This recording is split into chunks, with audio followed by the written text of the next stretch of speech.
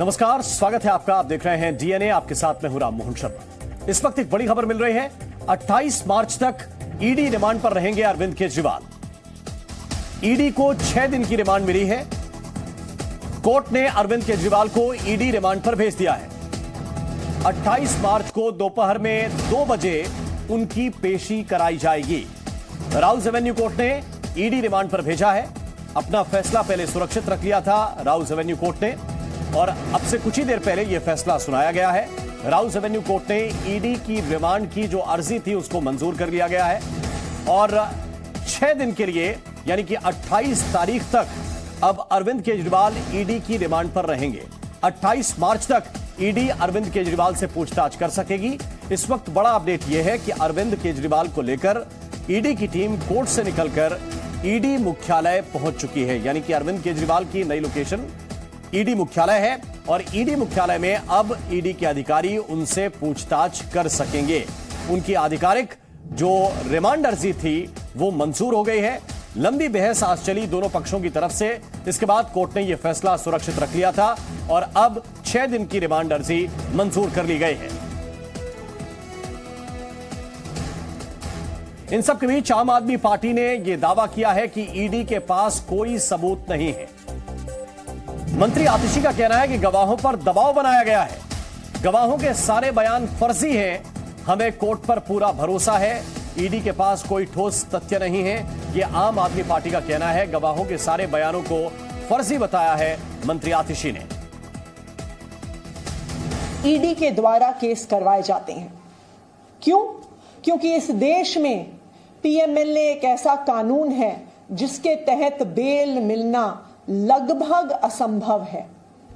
हमने देखा है कि किस तरह एक के बाद एक विपक्ष के सारे नेताओं पर ईडी के माध्यम से पीएमएलए पर केस करवाए जाते हैं। क्यों? क्योंकि आज भारतीय जनता पार्टी ईडी के माध्यम से चुनाव को जीतना चाहती है।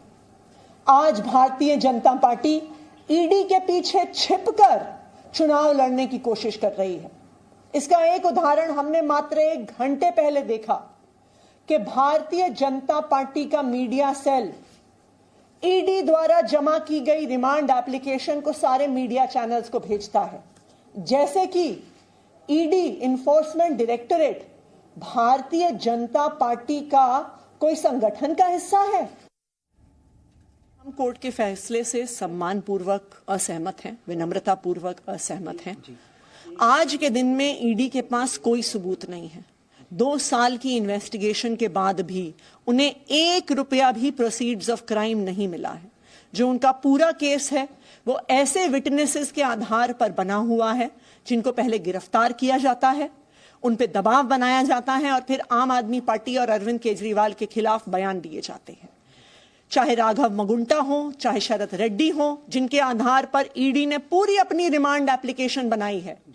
जब उनकी पहले क्वेश्चनिंग हुई, वो कहते हैं हम आम आदमी पार्टी के किसी नेता को नहीं जानते, हम विजय नायर को नहीं जानते, हम अरविंद केजरीवाल से नहीं मिले, हमने किसी को कोई पैसे नहीं दिए। गिरफ्तारी के बाद उन पे दबाव बनाया जाता है, उनसे आम आदमी पार्टी के खिलाफ स्टेटमेंट्स लिए जाते हैं, और जैसे ही वो स्टेटमेंट दे देते हैं कुछ दिन में उनको बेल दी जाती है। तो ये बिल्कुल साफ है कि ये जो सारे बयान हैं ये फर्जी हैं। ये सारे बयान दबावपूर्वक लिए गए हैं, और मुझे उम्मीद है, हम पूरी न्यायपालिका पे ये अपनी उम्मीद ये कायम रखते हैं कि वो इस बात को देखेंगे कि इस केस में कोई भी प्रमाण नहीं है और इस केस में न्याय होगा। तो दिल्ली के मंत्री आतिशी की बात इस वक्त आपने सुनी, और उधर केंद्रीय मंत्री स्मृति ईरानी ने आम आदमी पार्टी पर पलटवार किया है। केजरीवाल की रिमांड पर बीजेपी का बयान आया है। स्मृति ईरानी ने केजरीवाल पर निशाना साधते हुए कहा है कि शराब कंपनियों के साथ मिलकर इन्होंने नीति बनाई थी। आज कोर्ट में जब ये तथ्य प्रस्तुत किया गया कि अरविंद केजरीवाल द्वारा चिन्हित विजय नायर के सौजन्य से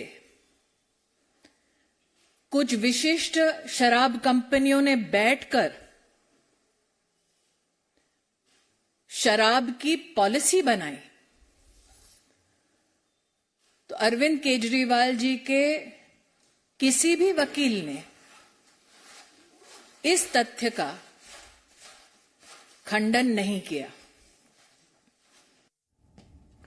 और मेरे सहयोगी अरविंद सिंह इस वक्त हमारे साथ जुड़े हुए हैं और साथ ही बलराम पांडे भी इस वक्त हमें ज्वाइन कर रहे हैं। हम दोनों की तरफ चलेंगे, लेकिन पहले मामला अदालत का है तो पहले अरविंद सिंह के पास चलते हैं। अरविंद, जरा बताइए, क्योंकि ईडी की तरफ से यह अपील की गई थी, यह निवेदन किया गया था कोर्ट से कि 10 दिन के लिए रिमांड पर अरविंद केजरीवाल चाहिए, उनसे पूछताछ करनी है। ये 6 दिन की रिमांड, 28 तारीख तक की रिमांड क्या बताती है?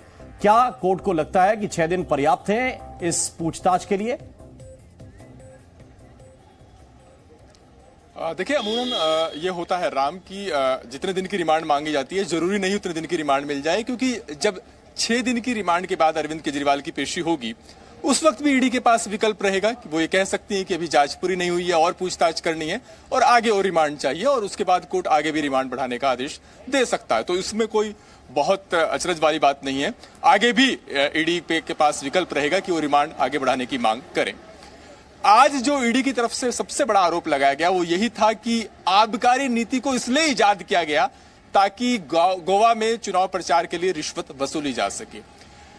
ईडी की तरफ से एसवी राजू पेश हुए थे। उनका यह कहना था कि आबकारी नीति घोटाले में जो मुख्य साजिश करता है, जो मुख्य सरगना है, वो अरविंद केजरीवाल है। आबकारी नीति में इसलिए बदलाव किए गए ताकि कुछ बिजनेसमैन को फायदा पहुंचाया जा सके और उसके एवज में रिश्वत वसूली जा सके, और अरविंद केजरीवाल नीति के निर्माण में, रिश्वत की वसूली में और इस पूरी साजिश में शामिल रहे हैं।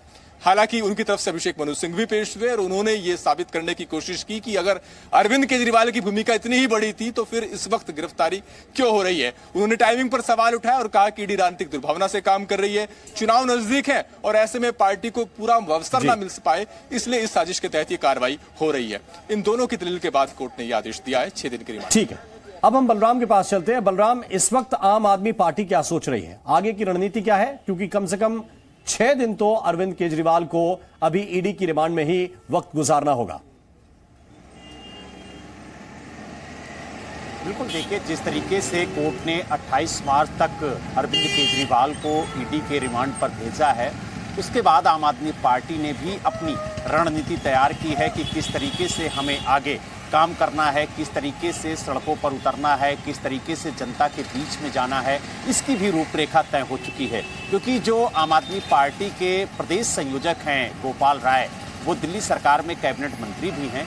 उन्होंने कार्यक्रम घोषित किए हैं और उन्होंने कहा कि कल जो इंडिया गठबंधन के घटक दल के नेता हैं वो भी कल दिल्ली में इकट्ठा होंगे और साथ ही सभी जो नेता हैं वो शहीदी पार्क में इकट्ठा होंगे सुबह 10 बजे, और उसके बाद वहां पर तय होगा कि किस तरीके से इस गिरफ्तारी का विरोध पूरे देश में किया जाए।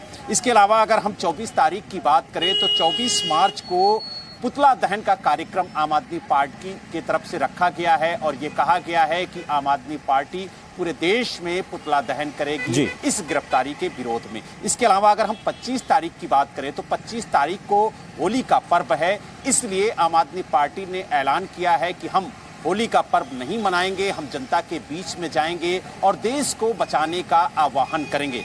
हालांकि 26 तारीख को आम आदमी पार्टी ने ऐलान किया है कि हम पीएम हाउस का घेराव करेंगे और कहीं ना कहीं चक्का जाम करेंगे। तो हालांकि जो कार्यक्रम है वो लगातार आम आदमी पार्टी की तरफ से घोषित किए जा रहे हैं और आपने देखा होगा कि आज भी आम आदमी पार्टी ने कहा था कि हम सड़कों पर उतरकर बिल्कुल। बलराम, बहुत बहुत शुक्रिया। अरविंद, आपका भी बहुत बहुत शुक्रिया, बहुत बहुत धन्यवाद हमारे साथ जुड़ने के लिए और इस खबर पर अपडेट साझा करने के लिए। अब हम इस खबर पर और विश्लेषण के लिए, बेहतर विश्लेषण के लिए चलते हैं अपने सहयोगी सौरभ के पास। ईडी ने केजरीवाल की रिमांड